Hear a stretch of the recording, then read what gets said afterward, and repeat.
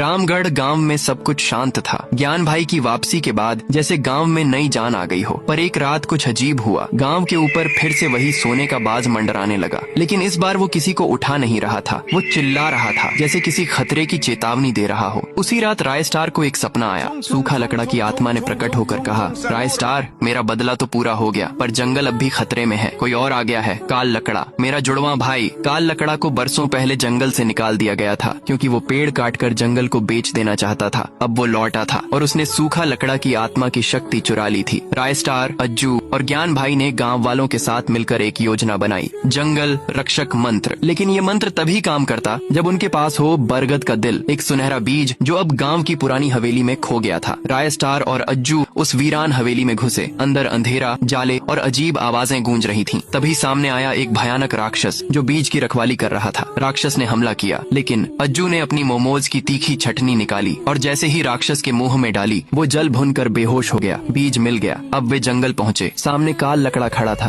पूरा जंगल जलाने को तैयार। उसकी आंखों में आग थी और हवा में राख उड़ रही थी। राय स्टार ने जंगल रक्षक मंत्र पढ़ा और सुनहरा बीज जमीन में बो दिया। अचानक धरती कांपने लगी और उस बीज से निकला एक विशाल सुनहरा शेर। शेर ने दहाड़ मारी और काल लकड़ा पर टूट पड़ा। दोनों में जबरदस्त टक्कर हुई, पर अंत में काल लकड़ा को मौत के घाट उतार दिया गया। जंगल फिर से हरा भरा हो गया। सूखा लकड़ा की आत्मा शांत हो गई। गांव में फिर कभी कोई अनहोनी नहीं हुई और राय स्टार, अज्जू और ज्ञान भाई अब सिर्फ दोस्त नहीं थे, बल्कि जंगल के रक्षक कहलाते थे।